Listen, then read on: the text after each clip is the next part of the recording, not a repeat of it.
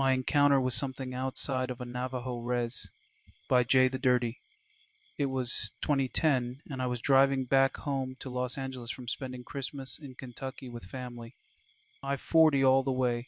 It gets nighttime and I get sleepy, so I decide to pull off the next exit and get a hotel room for the night. It was in Holbrook, Arizona, about 20 to 30 minutes east of Flagstaff. I get the room, get some Taco Bell, then out of curiosity drive around back roads in the desert eating. While driving, I was flipping through the local radio stations and found one with what sounded like Native American chants and music. I turned it up loud and rolled the windows down, just taking in the desert at night. Thinking back, maybe this is what attracted what I saw. Anyway, I get back to my hotel and park in the back lot. In front of me is a raised parking lot with about a 5 to 6 foot embankment leading up to it. I open my doors, grab my bag of clothes, and start to grab other things out, and I hear the loudest, weirdest roar I've ever heard. It sounded like a bear roar mixed with a pig squealing and a baby's cry. I look up, and there's this thing standing there on the parking lot above me.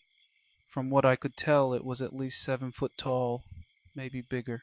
It had the head of a wolf and long arms that stretched past its knees. I see that, and I break out into a run towards my room, leaving my car wide open. I get to my door and I'm so freaked out. I'm fumbling around the key card for a few seconds, and I hear the roar again, except this time it was right in my ear. I finally get the door open, lock it, take all the sheets off the bed, take 'em in the bathroom, and lock that door too. I ended up sleeping in the tub that night. I spent most of the night researching things on the internet, and that's when I learned about skinwalkers. And where I was staying was right on the edge of a Navajo reservation. Luckily, I made it through the night without incident, and incredibly, nothing was stolen from my car. I had thousands of dollars of music equipment in the back, and the doors had been wide open all night since I ran from that thing. I barely slept, and as soon as the sun was up I got the hell out of there. I had to stop at a gas station liquor store in Holbrook before I could get on the interstate, and they didn't open until 7 a.m., but there was already a line out front, waiting for liquor, I guess. So I'm waiting in line with everyone else, and a guy strikes up a conversation with me, asks about where I'm from, what I'm doing so close to the res, etc., and for some reason I just blurted out what happened to me the night before. He looked at me in the eyes for a second, then laughed and said, "Usually they don't mess with white people." That's my story. I don't know if it was a skinwalker or what the hell it was, but it definitely opened up my worldview. If something like that exists, what else is out there that isn't supposed to be real? Human Wolf by Comfortable Nail 3966. The story that I'm about to share with you, I'm not sure if this is a real thing or not. My gut feelings say it is. I'm from Iran, from a province that is close to the mountains in the western regions of the country. We have wolves in the wilderness, and some even get into the cities when it is winter and they need food, which means we do not have a good experience with them in the villages close to the mountains in the winter. As a Muslim and a Turk, we have some beliefs and stories that get passed down from generations to the other. We Muslims believe other than humans God created a race made out of fire called Djinns. They have so many forms, and nearly we call everything that is not human a Djinn. They have forms of small children to beasts and so on and so forth. Some are malicious, and some are helpful or neutral. We Turks also use this word to describe anything that is not human, or sometimes explain weird behavior. Like for example, if a child is being erratic, we say the child is born of a Djinn seed. Turks of my region also have an old story about a heathen bride. They say that she married on a day that was forbidden for one to marry, and yet the bride had married her husband. She bore 2 children, and they say that when night came, she would wear the skin of a wolf and go hunt animals for her children, and the villagers called her Adam Jin Gord, which translates to human Jin Wolf. I don't remember what they did to the bride, but my granny always warns us about her and her kin, even if her family has long moved into the city she lives in. Also, my father is a veteran. He has seen many deaths fighting terrorists and drug dealers, by the eastern border we have with Pakistan and Afghanistan. He has been in so many deadly situations, and even once told me he dragged his dead comrade's body for days to take him to their base. He is also skeptical towards supernatural, and he would say, "When you have seen death in the eyes, no Djinn can scare you, and it's just the hallucinations of the mind." Since me and my mother have an affinity in feeling the supernatural, he uses the second one a lot while joking about it. But when I retold the story I'm going to tell you, to him, his smile faltered and he fell silent. He never does. It's as if he knew what we were talking about. My uncle says that my father's field of operation when he was in the military was close to the Triangle of Death in Iran, which locals call it the Jinn's land, because whoever enters never leaves. He also was raised at a village and used to herd his father's sheep at night, so he must have seen things.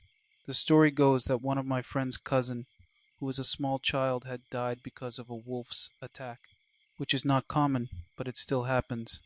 The thing is, the friend of the dead cousin had seen the attack, and the child would repeat one thing when the adults tried to talk to the shaken child.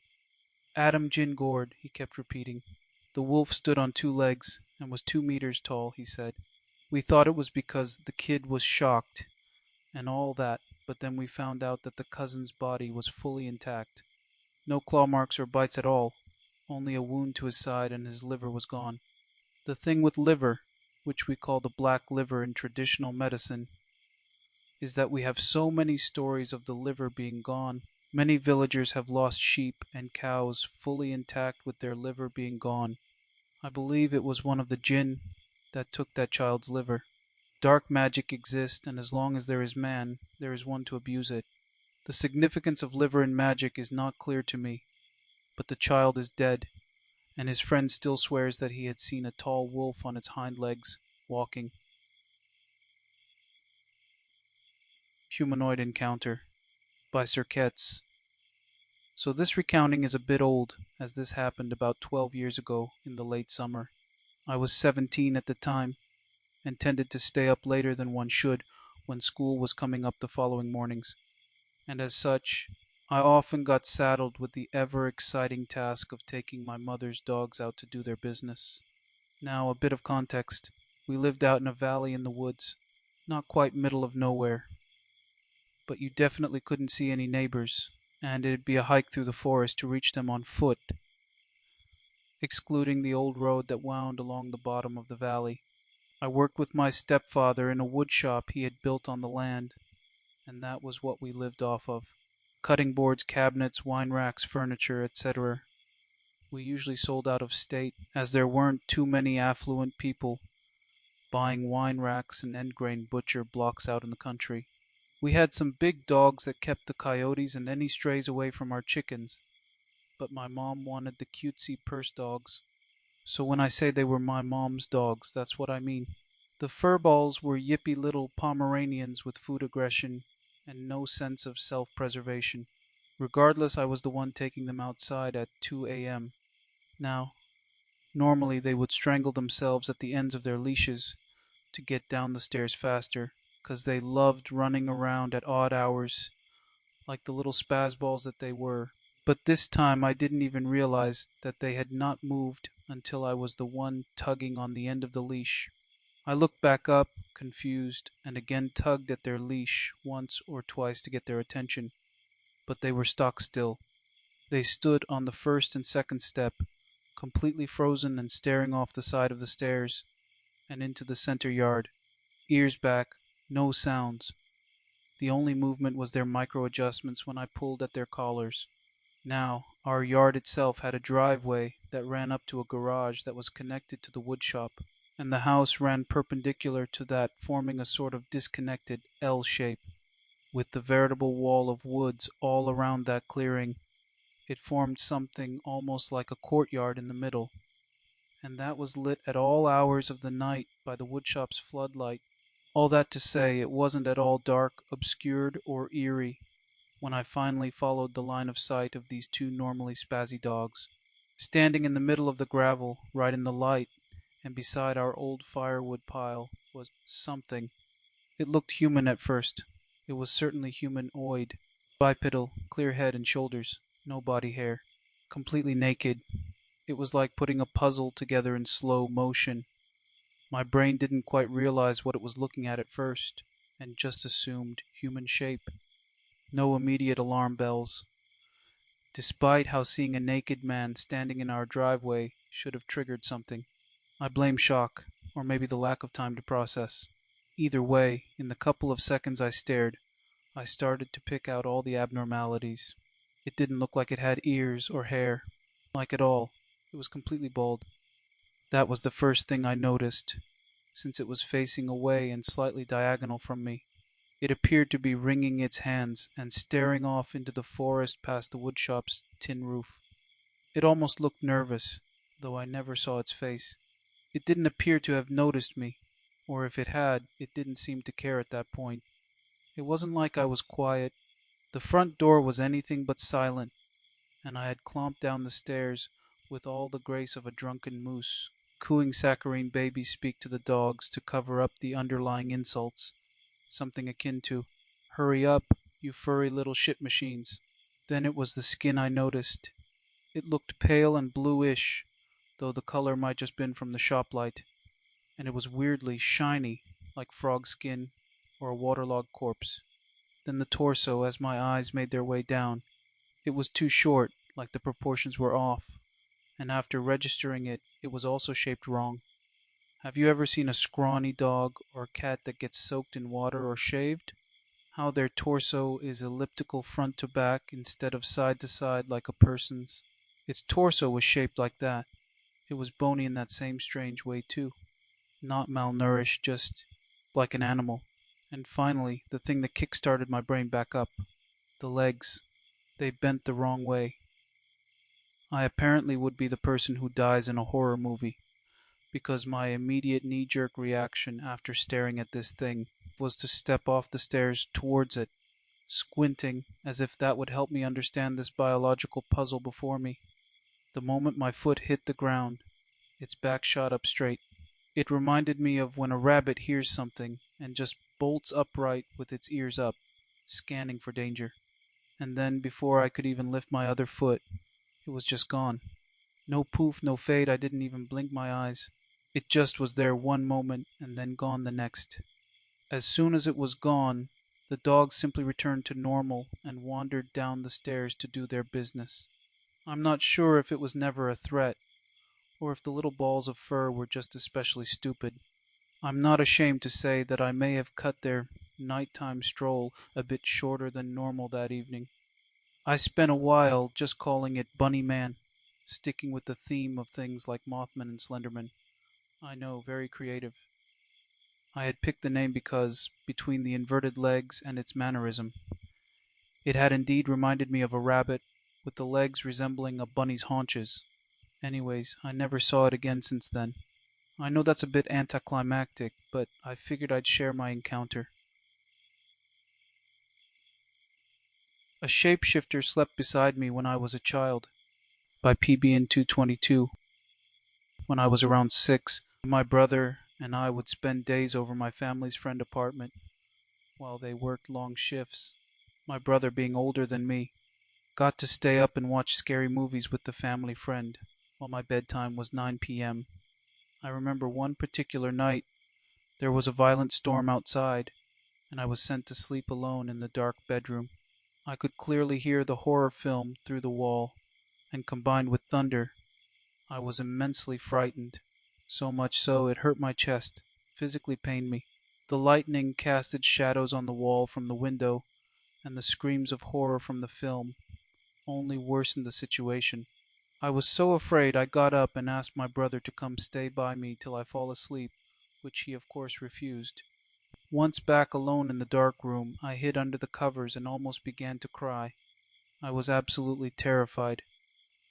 Suddenly I felt movement on the other side of the bed, and weight as something got under the covers.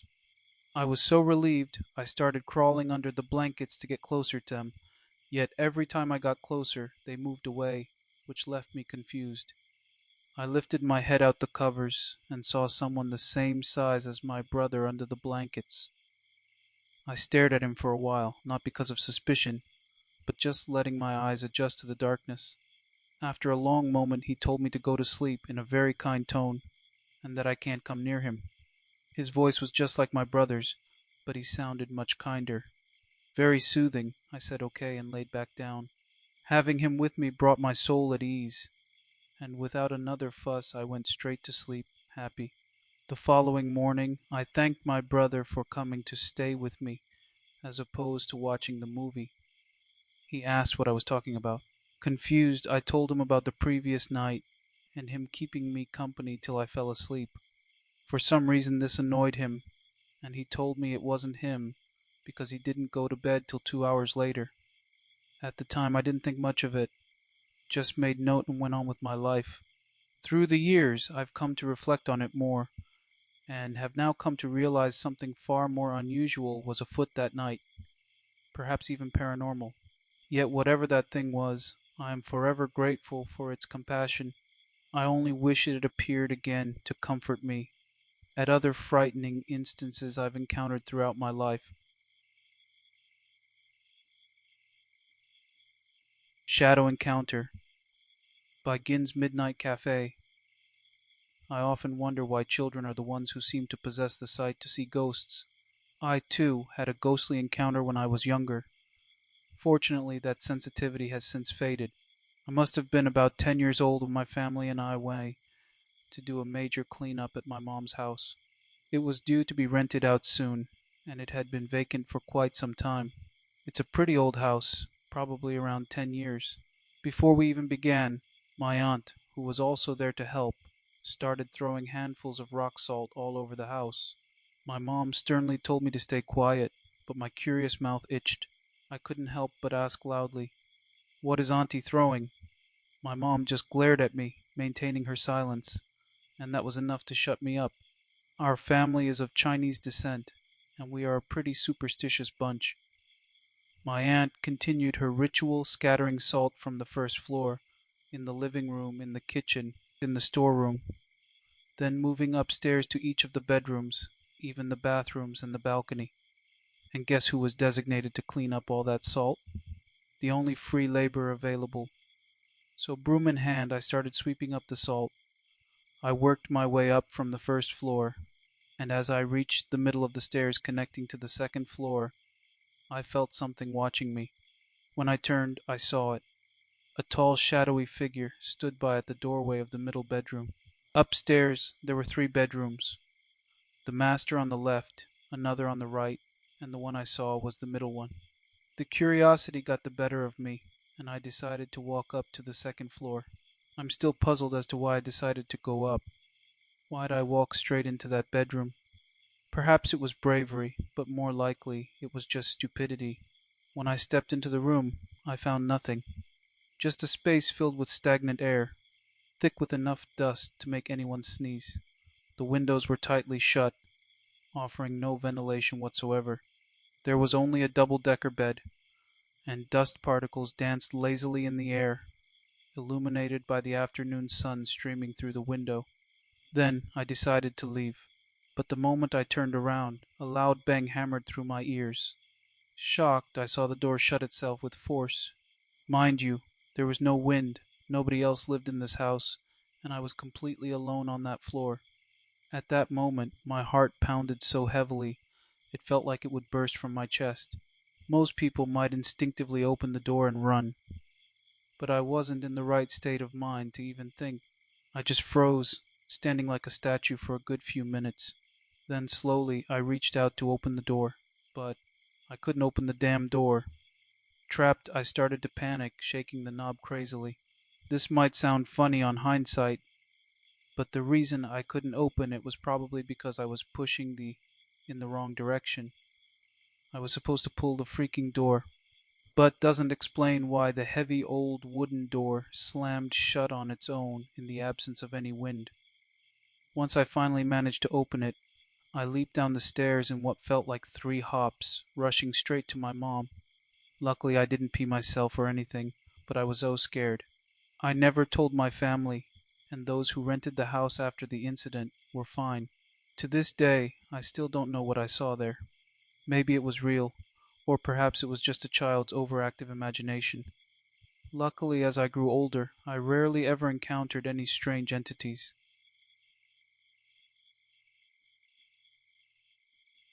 That Wasn't My Dog by Key Mode 4100. I decided it is time to share some of my stories with the world after tonight's encounter. Tonight, 2:55 to 3 a.m. ish. I was sitting on my couch eating a popsicle and scrolling on my socials. My normal sleep schedule has me up this late. My dog walked out of my bedroom, which is about 6 feet from where I am, with a small slight turn. He stopped to look at me. I can reach out and pet him if chosen. Understand he is super social and a Velcro dog, so I thought he woke up, noticed I wasn't in the room and wanted to lay with me. I called him and reached out. He moved away with a grunt and walked a few more steps past me to his blanket and laid down. I can see him in his spot curled up, and in that moment I decided I was cold and done with the living room. I stood up and walked a few steps to my room. I walk in and find my dog sandwiched in between my partner's arms, laying on his side, snoring softly. There is no way he could do that in the 30 seconds it took me to get up and go in the room. So what in the hell did I try to interact with?